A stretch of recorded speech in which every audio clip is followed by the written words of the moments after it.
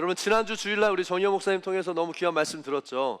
지난 주일 말씀뿐만 아니라 그 전주에 있었던 목, 금, 토 주일 이 네 번의 말씀을 여러분 꼭 다시 한번 들어보시기 바랍니다. 특별히 주시는 마음은 정말 이 깊은 영적인 원리 안에서 지금 이 시대 가운데 우리가 듣고 붙들어야 될 너무 중요한 어떤 이 말씀들, 은혜들, 특별히 영적인 어떤 이 원리들이 그 말씀에 담겨 있어요. 그래서 꼭 말씀을 듣고 여러분 또 이 말씀의 은혜를 가지고 사는 분들이 되기를 축복합니다. 아멘. 여러분 말씀을 듣고 은혜 받는 것은 필요하고 좋은 일이에요. 그런데 그보다 더 중요한 것은 뭐냐면 말씀 안에서 우리가 이 영적인 원리를 깨닫고 그 영적인 질서 안으로 들어가는 게 중요해요.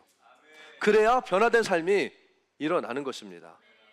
우리가 어떻게 변화될 수 있어요? 나 변화할 거야? 아니요, 그 말로는 변화되지 않아요.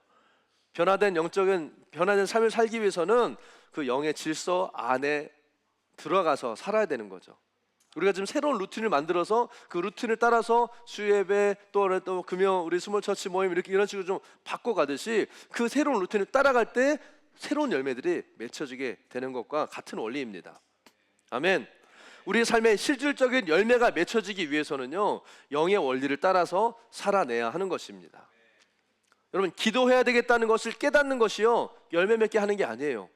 언제 열매 맺어요? 기도할 때 열매를 맺어요. 전도해야겠구나 깨달았다고 열매가 맺혀지는 게 아니라 전도할 때 열매가 맺혀지는 거예요. 말씀이 중요하구나 라는 것을 깨달을 때 열매가 맺히는 게 아니라 말씀을 읽고 듣고 반응하고, 아멘. 그리고 우리 이번 주에 배웠던 것처럼 성경을 읊조리고 묵상하는 이걸 할 때 열매가 맺혀진다고요. 그래서 영적인 원리는 지식으로 깨닫는 게 아니에요. 하나님의 말씀을 듣기 원하는 그 사모하는 마음 가운데 하나님이 주시는 은혜가 바로 영적인 원리라는 겁니다. 아멘. 말씀을 영으로 들어라 라고 하는 것이 이거예요. 그냥 아는 말씀이구나, 그렇구나 이렇구나 깨닫는 어떤 이런 혼적인 지식적인 합리적인 수준에서의 깨달음이 아니라 영적인 깨달음. 그러니까 어떤 사람들은요 설교 말씀을 들으면서 내 경험과 지식으로 설교를 들으면 저거는 내가 알고 이건 좀 오늘 좀 목사님 새롭네 이러면서 말씀을 듣고 자기가 판단해요. 그래서 이미 알고 있는 말씀이면 그 말씀 서론 본론 결론 다 벌써 깨고 있죠. 서론은 이런 내용, 본론은 이런 내용, 결론은 이런 얘기를 하시겠구나 다 아는 거예요. 근데 그게 무슨 우리의 삶의 열매를 맺어요? 신앙생활을 오래 했다고 하는 사람일수록 이런 실수를 범하기 쉽다는 거죠.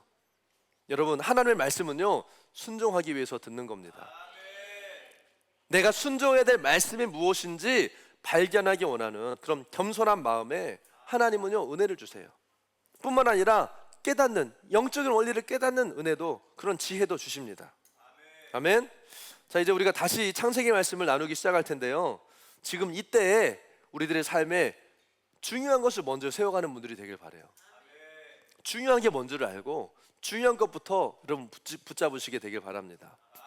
지금 보니까 어떤 이 여러 가지 삶의 환경과 상황과 또 많은 어떤 쉐이킹 흔들림들이 있어요.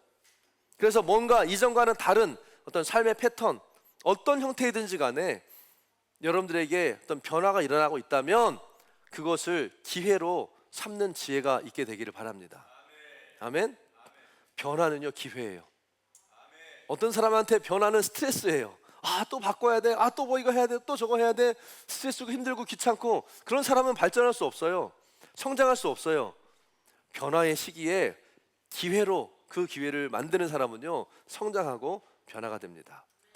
이것이 지혜예요. 아멘. 자 오늘 이 말씀은요 제목을 볼까요? 형벌을 주셨지만 여전히 우리를 사랑하시는 하나님. 따라합시다. 시작. 형벌을 주셨지만 여전히 우리를 사랑하시는 하나님, 이라는 제목으로 말씀을 나누겠습니다. 창세기 3장 20절에서 24절까지 함께 같이 읽겠습니다. 시작. 아담이 그의 아내 이름을 하와라 불렀으니 그는 모든 산자의 어미가 됨이더라. 여호와 하나님이 아담과 그의 아내를 위하여 가죽옷을 지어 입히시니라.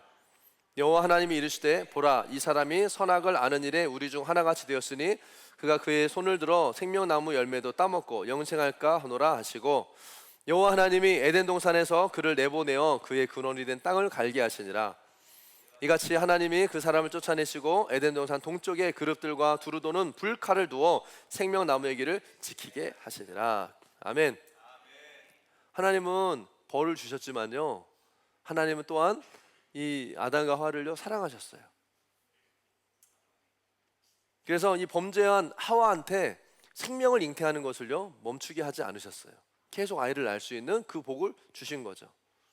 그것이 고통이었지만 또 한편으로는 복이었다는 거예요. 자, 20절 말씀 다시 한번 볼까요? 아담이 시작. 아담이 그 아내의 이름을 하와라 불렀으니 그는 모든 산자의 어미가 됨이더라. 여러분, 이전 시간에 하나님께서 아담한테 흙으로 돌아갈 것을 이야기하셨어요. 죽음의 형벌을 내린 거죠. 인간은 다 죽어요. 그런데 이 사건 이후에 오늘 말씀해 보니까 아담이요 하와한테 이름을 지어줍니다. 그 하와의 이름의 뜻은 뭐였어요? 모든 산자의 어미, 곧 생명을 말하는 거예요. 생명의 이름을 하와한테 지어줬어요. 하나님은 하와가 죄를 지었지만 생명이 잉태하는 것을 멈추지 않게 하셨다고 그랬죠. 그래서 아담이 하와한테요 이 이름을 지어주는 거예요. 계속해서 이 생명을 낳는 존재가 너라는 것을 기억하도록 아담을 통해서 하나님은요 이 하와에게 생명을 낳는 자, 모든 산자의 어미, 이 이름을 지어주신 겁니다. 자, 21절 보겠습니다. 21절 여호와 하나님이 시작. 여호와 하나님이 아담과 그 아내를 위하여 가죽옷을 지어 입히시니라. 아멘. 하나님은요 이 범죄한 아담과 하와에게 죄의 형벌을 내리신 이후에 뭘 또 입혀주셨어요? 가죽옷을 입혀주셨어요. 죽음의 저주, 일하는 고통, 해산의 수고라는 저주를 내리신 뒤에 오늘 이 3장 후반부에 보니까 마지막 부분에 보니까 가죽옷을 지어 입혀주세요. 이건 뭐예요? 뭐 병 주고 약 주고도 아니고. 여러분, 우리가 하나님을 알아갈 때 한쪽으로 치우쳐서 하나님을 알면 우리의 신앙이요 그것에 따라서 치우치게 됩니다. 내가 원하는 대로 하나님을 믿으면 우리는 한쪽으로 치우치는 하나님만 보게 되는 거예요. 흔히 여러분 사랑의 하나님, 공의의 하나님 우리가 이렇게 얘기하죠. 그런데 공의의 하나님만 강조한다든지 아니면 사랑의 하나님만 강조하면 그 신앙이요 불균형한 신앙이 된다는 거예요. 그러니까 어떤 사람은 공의의 하나님만 강조하면요 신앙이요 정말 너무 참 힘듭니다. 무섭습니다. 늘 막 두려움 가운데 신앙생활 하는 거예요. 벌 받을까 봐, 죽을까 봐, 하나님이 심판하실까 봐. 그래서 하는 신앙생활. 이건 뭐예요? 하나님 공의의 하나님만 보고 이따가도 얘기했지만 그 이유가 있더라고요. 어떤 사람들 사랑의 하나님만 찾아요. 그러니까 늘 왜 하나님 용서하시고 용납하시고 다 받아주시고 이런 하나님만 보고 신앙생활 하는 사람들도 있다는 거죠. 틀린 건 아니에요. 그런데 거기에만 치우쳐 있으면요 우리의 신앙이 건강하게 균형 있게 성장하지 않는다는 거예요. 그래서 우리가 하나님 앞에 나아갈 때는 나의 고정관념, 선입관, 선지식을 가지고 나아가서는 안 돼요. 이게 아무런 도움이 안 돼요. 어디서부터 시작을 해야 돼요? 나는 죄인입니다. I'm nothing. 아멘. 그리고 주님이 인도하시는 대로 우리가 따라가기 시작해야 되는 거예요. 하나님이 알려주시는 것을 그대로 받을 수 있는 그런 자세로 우리가 나아가야 우리 신앙이 건강하게 성장할 수 있다는 겁니다.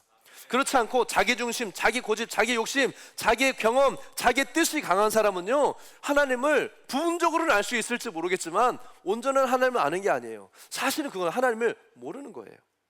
이런 사람들이 누구입니까? 바로 이단들이에요. 기독교 이단들의 특징은 성경에 있는 것을 부인하죠. 이 이단들이요 다 성경 가지고 다 가르쳐요. 그렇죠?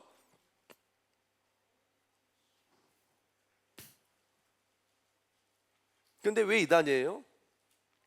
성경을 100% 인정하지 않는 거죠. 쉽게 말해서 50%는 인정하고 50%는 인정하지 않든지 아니면 아예 그냥 없는 취급을 해요. 그냥 삭제해버리는 거죠. 성경의 내용을 그냥 바꿔버려요. 우리도 이처럼 치우치는 신앙생활을 할 수가 있다는 거예요. 여러분 자유주의 신앙이라는 말 들어보셨죠? 자유주의. 이 자유주의 신학자들은요 성경을 인용하지만 성경을 있는 그대로 다 인용하지 않아요. 그럼 쉽게 말해서 믿지 않는 거죠. 성경에 나와 있는 예수님이 행하신 것, 하나님 행하신 것을요 다 100% 인정하지 않아요. 아 성경은 뭐 그럴 수도 있는 책이지 있는 그대로 막 이렇게 믿으면 안 돼. 이렇게 말하는 사람들이 자유주의 신학자들이에요. 이게 정말 큰 문제입니다. 하나님이 이 일도 저 일도 성경에 기록된 것을 행하시는데 그 사람들은요 성경에 기록된 하나님이 아니라 하나님은 이런 분이 되어야 된다고 하는 자기만의 어떤 스트럭처, 자기만의 박스 안에 하나님을 집어넣는 거예요. 그래서 자기의 어떤 이 생각과 자기의 어떤 신학의 범주를 벗어나는 것은요, 성경이 기록이 돼 있어도요 인정하지 않아요. 이게 자유주의 신학이에요. 자유주의 신학은 뭐 뭐든지 그냥 뭐 다 자유해라 이게 아니라 자기의 박스 안에 가둬놓고 하나님을 그 하나님으로만 믿는 것이 자유주의 신학이라는 거예요. 이런 신학은 굉장히 잘못된 위험성이 있는 그런 신앙입니다. 이단이 성경을 인정하지 않는다는 것과 자유주의 신학자들이 성경을 인정하지 않는 것에 어떻게 보면요 별 차이가 없어요. 예를 들어서 우리 자유주의 신학자들은요 홍해가 갈라지는 거 안 믿어요. 어떻게 설명하냐면 아마 이스라엘 백성들이 건너갈 때 그 홍해가 그 쉘로우한 지역을 건너갔을 것이, 낮은 지역을 건너간 거지 무슨 뭐 바다가처럼 막 홍해가 갈라져서 막 거기를 지나가고 막 그런 일은 없을 거야. 그러면 여러분 그 쉘로우한 찰랑찰랑한 바닷물에 이 애굽의 군대들이 잠긴 건 어떻게 설명할 거예요? 이게 말이 안 되는 거예요. 그러니까 자기들이 믿는 것이 자기가 생각하는 것만 믿는 거지 성경을 다 믿는 것이 아니라는 거죠. 또 이들은요 오병이의 기적을요 안 믿어요. 그래서 어린 아이가 자기 도시락 그거 아껴가지고 가지고 예수님께 드렸더니 주변 사람들이 너무 감동해가지고 자기가 가져온 것을 하나씩 다 내놔서 다 먹었더니 먹고 남았더라 이렇게 얘기하는 거예요. 여러분 성경에 사람들이 도시락 싸왔다고 기록이 돼 있어요? 아니에요. 안 써 있어요. 그러니까 이런 자유주의 신학자들은요 예수님이 이 기적을 행하신 것을 안 믿는 거, 안 믿기로 작정한 거예요. 근데 여러분 성경에 분명히 그 기적이 기록이 돼 있잖아요. 할렐루야. 여러분들 어떠세요? 여러분 홍해 사건을 믿으십니까? 오병이의 기적을 믿어요? 아니면 아까 설명 그게 그럴듯한데 도시락 싸워가지고 여러분 우리가 이 성경에 기록된 것을 믿을 수 있는 것이 복이에요. 성경에 나오는 하나님을 믿어야 됩니다. 내 생각 안에 있는 하나님이 아니라 성경에 기록된 하나님을 믿어야 돼요. 성경에 나와 있는 하나님의 성품을 우리는 그대로 받아들여야 한다는 것이에요. 이것이 중요합니다. 여러분 오늘 말씀에 이 아담과 하와가 선악과를 먹고 눈이 밝아져서 자기 벗은 몸을 부끄러워 가지고 뭘로 가렸다고 그랬어요? 무화과 나무 잎으로 가린 거예요. 근데 하나님은 그들의 고통과 그런 부끄러움을 아셨어요. 더 완전하게 그 부끄러운 죄책감을 가려주시기 위해서 하나님은 이 무화과 나뭇잎은요 시간이 지나면요 말라 비틀어져요. 말라 비틀어질 무화과 나무잎이 아닌 짐승의 가죽을 입혀주셨어요. 이 부분을 좀 내 얘기 나눌 건데 하나님은요 아담과 하와가 죄를 짓는 그 부분에 있어서는요 그 죄에 대해서 분명하게 처벌하셨어요. 형벌을 주셨어요. 죄를 지은 뱀과 아담과 하와에게 저주하시는 이런 모습, 이런 공의의 하나님의 성품도 우리가 그대로 받아들여야 돼요. 하나님은 공의의 하나님이세요. 죄를 간과하시는 분이 아니에요. 반드시 죄에 대해서는요 하나님은 그 죄값을 치르게 하십니다. 하지만 그게 다가 아니에요. 죄에 대해서 그렇게 무섭게 저주하시고 철저하게 심판하시지만 하나님은요 정작 그 죄를 지은 아담과 하와에게 또 다른 면에서 굉장히 따뜻한 사랑을 베풀어 주세요. 그게 뭐예요? 여러분 가죽옷이라면 요즘에는 뭐 천연 가죽도 있지만 인공 가죽도 있어요. 공장에서 만드는 가죽도 있더라고요. 뭐 이렇게 합성해가지고 뭐 당시에 근데 그런 뭐 인공 가죽이 있는 것도 아니고 가죽이 나오려면 어떻게 해야 됩니까? 동물이 죽어야 되는 거예요. 여러분 가인과 아벨에서 가인이 이 아벨을 죽인 것이 첫 살인이다 우리가 이렇게 얘기하지만 창세 이후로 첫 번째 그 생명을 죽인 분은 누구세요? 하나님이세요. 무엇 때문에? 그 동물의 생명을 취하신 하나님은요 이 동물의 가죽을 아담과 하와에게 입히시기 위해서 첫 번째 하나님의 먼저 생명을 취하신 거예요. 여기에 그 하나님의 사랑의 성품이 우리를 향한 하나님의 성품이 나타나는 거예요. 우리의 죄를 벌하시면서도 하나님은 그게 공의죠. 그럼에도 불구하고 하나님 우리를 너무 사랑하셔서 죄를 지은 우리에게 가죽옷을 지어 입히시고, 사실은 이 가죽옷이 무엇을 의미해요? 나중에 4,000년 후죠. 나중에 예수님 십자가에서 죽으시는 그 십자가의 희생을 의미하는 거예요. 자기의 그 노력으로 그 무화과 나무 잎으로 자기 죄를 가릴 수 없었던 그 죄인된 인간에게 온전하게 이 수치와 부끄러움을 가릴 수 있는 가죽옷을 지어 입히신 하나님, 바로 그것이 예수 그리스도의 십자가의 사랑이고 은혜라는 것을 미리 보여주고 있는 거예요. 할렐루야. 여러분, 우리는 예수를 믿는 동안 하면서도요, 죄 안 지을 수 없어요. 다 죄 짓죠, 그렇죠? 한 몇 분 정도는 죄를 안 짓는다고 생각하시는 분도 있는 거, 죄 다 지어요. 그럼에도 불구하고 하나님 우리를 사랑하셔서 우리를 구원하시고 구원의 길을 열어주시는 겁니다. 아멘.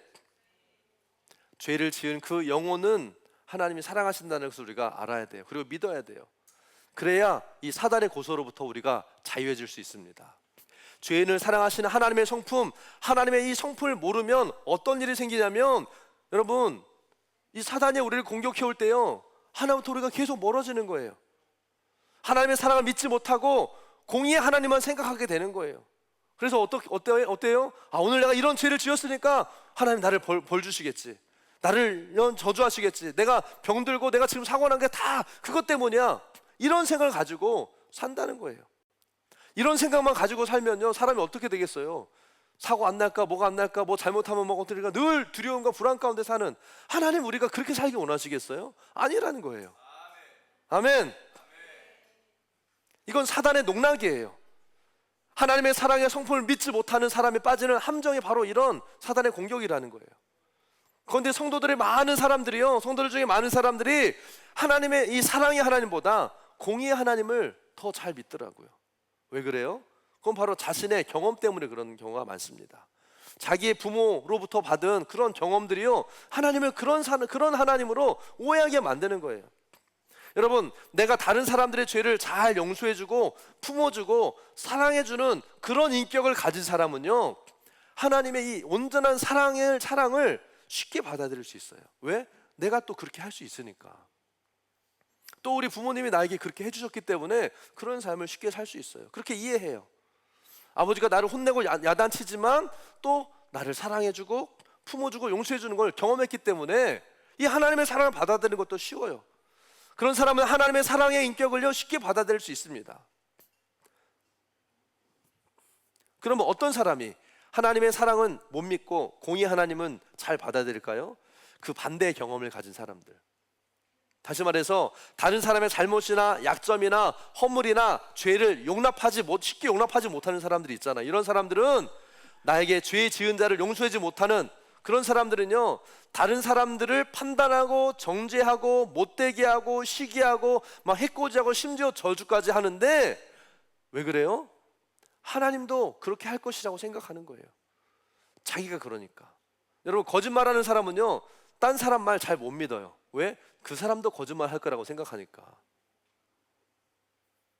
하나님의 말씀도, 목사님이 설교하는 말씀도요, 잘 못 믿어요. 거짓말로 얘기해요. 다른 사람을 쉽게 미워하는 사람은요, 저 사람도 나를 미워할 거라고 사람의 그 호의를 순수하게 못 받아들이더라고요. 그런 정죄감에 시달리는 거죠. 이게 뭐냐면, 자기가 보는 것을 가지고 하나님도 그럴 것이라고, 다른 사람도 그럴 거라고 그렇게 사는 거예요. 얼마나 불행한 인생입니까? 여러분, 우리는요, 그래서 내가 가진 경험, 생각, 지식, 이것이 아니라 하나님의 공의와 하나님의 사랑의 성품을 균형 있게 받아들일 수 있어야 됩니다. 아멘. 그래야 가정에서도 공동체에서도요, 우리 삶 가운데서도 균형 있는 성장과 변화를 이룰 수 있는 것이에요. 그래야 사단의 방해를 쉽게 이기고 성숙한 그리스도인이 될 수 있는 것입니다. 근데 요즘 많은 교회들은요, 이 치우친 메시지들을 전하는 교회들이 있어요. 막 회개 설교 안 하고 십자가 메시지 거의 안 하고 그냥 사랑하고 위로하고 격려하는 말씀만 전하는 교회들이 있다고 해요. 근데 여러분, 죄인이 하나님의 사랑을 가장 깊이 느낄 때가 언제입니까? 단순히 그냥 사랑한다 하는 어떤 격려의 메시지를 들을 때입니까? 하나님 앞에 회개하고 용서함을 받을 때, 그때가 하나님의 사랑과 은혜를 가장 깊이 경험하는 순간 아닌가요? 아멘. 여러분, 창세기에서 아담과 하와에게 짐승의 가죽으로 옷을 입혔다는 것은요, 아까 말씀드린 것처럼 어린이 양 대신 예수 그리스도의 죽음을 상징합니다.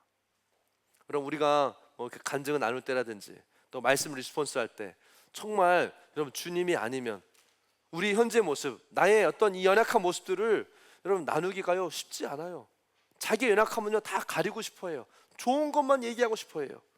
근데 여러분, 우리의 죄와 연약함을요 무화과 나무 잎으로 가릴 수가 없어요. 우리는 예수 그리스도의 십자가 앞으로 나아가야 됩니다. 예수님의 보혈이 우리의 수치를 가리는 거지. 아멘. 내가 열심히 노력하고 수고하는 나의 노력으로 우리 수치와 연약함과 죄를 가릴 수 없는 거예요. 예수님의 보혈만 이 죄의 권세를 이길 수 있는 것입니다. 죄의 문제를 해결하는 것은요 나의 열심과 노력이 아니에요. 예수님의 십자가, 보혈의 능력인 것입니다. 아멘. 신앙의 모든 문제들과 또 신앙생활을 하면서도 변화되지 않는 것들은 결국에는 이 죄의 문제를 해결하지 못해서 생긴 거예요. 여러분, 십자가 앞에 여러분들 수치와 부끄러움을 가지고 나아가 죄의 문제를 해결받는 분들이 되기를 축복합니다. 우리들이 죄의 문제를 해결해야 하고 노력해도 결국에 우리가 하는 노력은요 기껏 해봐야 무화과 나무 잎으로 가리는 거예요. 햇빛이 나면 말라져 없어져 버릴 그냥 템포럴리, 그러니까 사람들한테 잘 보이고 사람들한테 인정받아서 교회 안에서 뭔가 좀 해보려고 하는 그런 노력과 수고들이 우리를 하나님께로 가까이 하지 못하게 한다는 거예요. 그러니까 어떤 사람들은 스몰 처치에서 또 이렇게 쉐어링하는 시간에요 꼭 나누라고 하면 이렇게 나누다 말고 화장실 가는 사람들이 있어요. 얘기하기 싫은 거예요. 나누고 싶지 않은 거예요. 또 스몰 처치 목자가 좀 만나자고 연락하면 왜요? 이번 주에 바쁜데요. 자꾸 안 만나요. 자기의 어떤 수치와 부끄러움과 연약함을 드러내기 싫은 거예요. 좋은 모습만 보이고 싶은 거예요. 그런다고 우리가 하나님 앞에 우리의 죄의 문제를 해결할 수 있는 것도, 우리의 신앙이 성장하는 것도 아니에요. 문제가 해결되지 않아요. 피하고 숨는 거, 감추는 거, 여러분 이게 해결책이 아니라는 거예요. 언제까지 도망 다닐 거예요? 하나님은요 우리가 십자가 앞에 하나님 앞에 나오길 바라세요.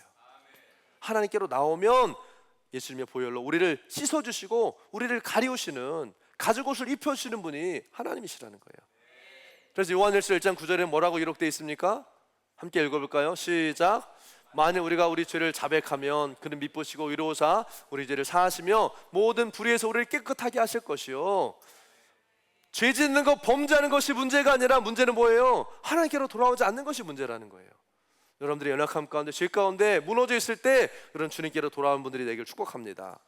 주님 정직하게 주 앞에 내어놓고 고백할 때 하나님은 회복과 구원의 길을 주실 거예요. 그런데 자기의 부끄러운 부분을 자기가 만든 무화과 잎으로 가리려고 하면 할수록 수고와 고통은 더 따를 겁니다. 죄책감만 더 생기고요, 모든 수치심이 자기를 움츠려 들고 위축하게 만들어요. 더 이상 숨기지 마세요. 나의 연약함을 뭐 어디다 광고하라는 거 아니에요. 인터넷에 올리라는 게 아니에요. 공동체 안에, 여러분들 스몰처치 안에서 자기 연약함을 나누고 기도해 줄 수 있는, 그 안에서 하나님의 사랑과 회복을 경험하는 여러분 회복을 하시기를 축복합니다. 여러분, 하나님 오해하지 마세요. 사단이 정죄하는 것을 하나님이 하시는 것처럼 오해하는 사람들이 있어요. 그건 사단의 속임이에요. 여러분, 우리는 자유케 된 영혼들입니다. 자유로운 자들이에요. 예수 안에서. 할렐루야. 예수 그리스도께서 이 모든 죄의 세력을 다 It's finished, 끝내신 분이세요. 아멘. 교회를 다닌다면 최소한 자기 죄의 문제만은요 이 주님의 보혈로 해결하는 분들이 되기를 축복합니다. 그래야 되지 않겠어요? 그게 그리스도인의 어떤 기본 아닌가요? 아멘. 자기 죄의 문제도 해결하지 못한 채 맨날 죄에 빠져서 이 중독과 어둠 가운데에서 이 죄의 문제도 해결하지 못한 채 어떻게 이 하나님의 나라를 뭐 이루겠다고 하겠어요? 내 방법은요 내 힘으로 내 스스로 가리는 것이 아니라 주님께 나오는 거라고 그랬어요. 그래서 공동체가 있고 스몰처치가 있는 거예요. 함께 나와 나누고 또 그 안에서 회복을 경험하는 또 귀한 은혜가 있게 되기를 바랍니다. 자, 이어서 22절 보겠습니다. 22절과 23절, 창세기 3장 22절과 23절 보겠습니다. 시작. 여호와 하나님이 이르시되 보라, 이 사람이 선악을 아는 일에 우리 중 하나같이 되었으니 그가 그의 손을 들어 생명나무 열매도 따먹고 영생할까 하노라 하시고, 여호와 하나님이 에덴 동산에서 그를 내보내어 그의 근원이 된 땅을 갈게 하시니라. 하나님은 범죄한 인간을요 에덴 동산에서 추방하십니다. 사람에게 자신의 몸의 본질, 원래 소스인 흙으로 돌아가기 전에 그 땅을 갈면서 살게 하셨어요. 하나님이 모든 것을 공급해 주시던 이 에덴의 풍요로움, 에덴의 모든 것이 다 있었잖아요. 먹을 거, 뭐 입을 거 걱정 없고요, 그냥 염려 없이 하나님과 교제하며 살았던 그 에덴, 그 풍요로운 삶이 뺏겨버린 거죠. 그래서 인간은 어떻게 됐어요? 땅을 파고 땀 흘리고 노동하고 수고하고 고생을 해야 살 수 있는 위치로 바뀌어지게 된 거예요. 사람의 환경이 바뀐 거예요. 땅이 엉겅퀴와 가시를 냈기 때문에 이 땅에 사는 동안에는요, 고통을 계속 겪어요. 뭐 돈이 많고 명예가 있고 성공했고 상관이 없어요. 뭐 남녀노소를 불문하고 뭐 지위의 높음과 낮음을 불문하고요. 이 땅에 사는 사람들은요, 다 고생하는 거예요. 여러분 다 고생하며 살고 계시잖아요. 그렇죠? 너무 편안하게 살고 계십니까? 고생스러워요. 이게 에덴 동산에서 수방된 이 인간의 모습이라는 거예요. 왜 하나님이 인간을 에덴 동산에서 쫓아내셨을까요? 죄를 지어서 선악을 아는 눈을 가지게 된 인간이 생명나무를 못 먹게 하시려고. 그러면 좀 하나님 못 먹게 하셔? 부정적인 이미지를 가질 수 있는데 이유가 있어요. 뭐예요? 생명나무의 열매를 먹을 수 있는 자격은요, 의인에게만 있어요. 그리고 그 열매를 먹는 사람은 영원히 살아요. 할렐루야, 아멘. 근데 의인이 그 생명나무를 먹고 영원히 살면 축복이지만, 죄인이 그것을 먹고 고통을 받고 영원히 산다면 뭐예요? 그건 행복이 아니죠. 영원한 불행이 되겠죠. 죄인이 고통을 당하면서 오래 사는 것은요, 복이 아니에요. 그러므로 하나님이요, 에덴 동산에서 죄인을 쫓아내신 것은 죄인된 인간을 보호하시기 위해서예요. 회복의 길로 이끄시기 위해서예요. 아멘. 자, 한 절 더 보겠습니다. 24절 시작. 이같이 하나님이 그 사람을 쫓아내시고 에덴 동산을 동쪽에 그룹들과 두루 도는 불칼을 두어 생명나무의 길을 지키게 하시니라. 할렐루야. 여러분 아까 말씀드린 것처럼요, 생명나무의 열매는요, 죄를 이기는 자에게만 주신다고 그랬어요. 그래서 이 죄에서 이 죄에 속한 이 아담과 하와는요, 생명나무를 먹지 못하도록 어떻게 하신다고 그랬어요? 이 에덴 동산을 천사들이 뭘 들고 지켜요? 불칼을 들고. 옛날 성경에는 화염검 해가지고 불칼을 들고 못 들어오도록 지킨다는 거예요.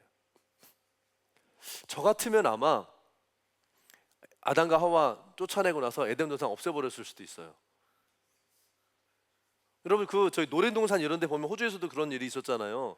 놀이동산에서 사고 나서 뭐 하면 죽으니까 놀이동산을 폐쇄해버리더라고요. 없애버리더라고요. 근데 하나님은 에덴 동산을 없애지 않으셨어요. 쫓아내고 그 사고가 났는데 없애지 않으시고 불칼로 화용검으로 지키게 하셨어요. 왜 그러셨을까? 뭐 하나님은 능력이 있으시니까 에덴 동산 유지 관리하는데 별 문제가 없으셨겠죠. 근데 단순히 그런 이유가 아니라는 거예요. 이 인간이 없는 에덴 동산은요, 사실은 의미가 없어요. 그렇지 않나요, 여러분? 에덴 동산 누굴 위해 만드신 거예요? 아담과 하와 위해 만드신 건데, 아담과 하와를 쫓아냈어. 그럼 더 이상 이 에덴 동산에 무슨 의미가 있어요? 없애버려도 되는데 하나님은 왜 이 에덴 동산을 없애지 않으셨을까? 지금은 비록 인간들이 이 죄 때문에 여기 들어올 자격이 없지만 예수 그리스도를 통해서 죄사함을 받고 의인된 사람들을 다시 에덴으로 인도하실 계획이 하나님의 계획이었다는 거예요. 아멘. 요한계시록 2장 7절 말씀에 이렇게 말씀하고 있습니다. 시작. 귀 있는 자는 성령이 교회들에게 하실 말씀을 들을지어다. 이기는 그에게는 내가 하나님의 낙원에 있는 생명나무의 열매를 주어 먹게 하리라. 지금 뭐가 보이세요? 하나님은 지금 에덴 동산을 누구를 위해 준비하고 계세요? 이기는 자에게. 어떤 이단은 이기는 자 그러면 이기신 그분 막 이렇게 하는데, 이기는 자는 누구예요? 저예요. 우리예요. 예수 그리스도의 보혈의 능력, 십자가의 보혈의 능력으로 죄를 이기는 자. 할렐루야, 아멘.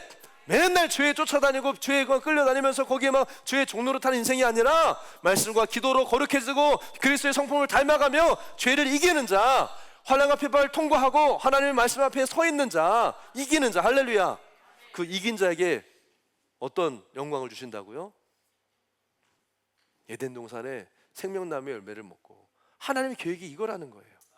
그러니까 우리 인생의 이 파이널 데스티네이션, 우리 인생의 종착역 어디예요? 무덤이 아니에요. 그냥 죽음이 아니에요.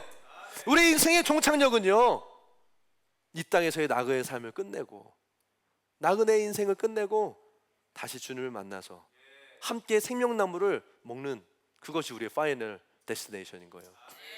오늘 우리가 성찬식 하면서 빵 좀 더 달라고 막 이렇게 막 하고 이렇게 빵과 포도주 하나씩 마셨지만 나중에 우리의 이 인생, 우리의 삶의 종착역에서는요, 함께 선악과를 따먹으면서 얘기할 날이 올 거예요. 죄송해요. 선악과가 아니라 생명나무를 따먹으면서 주여 할렐루야. 지금은 선악과를 따먹는 인생일지라도 회개하고 돌이키면, 이기는 자로서의 부르심 앞에 서면 함께 이 에덴 동산에서 생명나무의 열매를 따먹는, 옆에 사람 보세요. 생명나무 따먹으면서 만나자. 이게 하나님의 우리를 향한 계획과 인도하심이었더라. 할렐루야. 아멘. 그날을 향해서 여러분 달려가는 분들이 되길 축복합니다. 말씀 마무리하겠습니다. 밑에 올라와 주시고요. 하나님이 에덴 동산을 만드셨어요. 그리고 인간이 거기에 거하면서 에덴 동산을 다스리고 지키게 하는 사명을 주셨죠. 그런데 이 죄 때문에 우리가 거기서 쫓겨난 거예요. 그러나 하나님은 다시 그곳을 우리를 회복시키기를 원하시는 그 영원한 계획을 가지고 계십니다. 아멘. 죄는요, 하나님과 우리 사이를 멀어지게 해요. 하나님이 우리를 떠나신 게 아니에요. 여러분 오해하지 마세요. 하나님 나를 싫어하셔서, 왜 하나님은 나만 미워하시고, 왜 하나님 나를 미워하시는 분이 아니세요. 하나님 나를 사랑하세요. 근데 왜 내 인생에 하나님이 안 계신 것 같고 하나님 느껴지지 않고, 하나님은 죄와 함께 할 수 없는 분이기 때문에 이사야 말씀처럼 죄와 나 사이에, 하나님과 나 사이에 죄가 있는 거예요. 예레미야서 5장 25절에 이걸 뭐라고 말하냐면, 너희의 허물이 이러한 일들을 물리쳤고 너희의 죄가 너희에게 오는 좋은 것을 막았다 그랬어요. 죄가 복을 막고 있는 거예요. 여러분, 죄가 하나님 은총을 막고 있는 거예요. 죄가 하나님과 우리 사이를 막고 있는 거예요. 근데 이 죄를 해결하는 길은요, 십자가 예수 그리스도의 보혈이에요. 목사님, 저는 예수님 믿고 십자가 보혈의 능력을 새롭게 맞아요. 근데 또 한 가지, 하나님은요, 우리가 이 죄가 없다는 뜻은 또 다른 말로 말하면 거룩해지는 거예요. 거룩함으로 나아가는 자가 하나님이 가까이 하시는 자라고 말씀하고 계세요. 아멘. 근데 이 거룩해지려면 어떻게 해야 돼요? 말씀과 기도로 거룩해진다고 말씀하고 있잖아요. 결국에는 말씀과 기도가 우리를 하나님께로 가까이 나아가게 하는, 죄를 없애고 하나님과 가까이 하게 하고 하나님이 우리에게 주시는 좋은 것들을 받을 수 있는 길을 열어주는 거예요. 할렐루야. 오늘 우리가 다시 한번 오늘 말씀을 기억하면서 사랑의 하나님, 공의 하나님, 그러나 죄 가운데서 하나님과 멀어졌던 우리의 인생, 하나님의 사랑으로 우리를 구원으로 인도하시는 하나님 앞에 우리가 나아갑시다. 그리고 그냥 나아가는 것이 아니라 십자가 보혈을 의지하고 나아가고, 그리고 우리가 더 주님과 친밀함을 회복하고 주님과 더 가까이 나아가기 위해서, 이 거룩함을 회복하기 위해서 하나님 말씀과 기도의 삶을 살겠다고 하는 우리의 선한 의지를 회복하고 일으켜서 주님께 나아가는 시간이 되길 바랍니다. 아멘. 함께 자리에서 일어나시겠어요?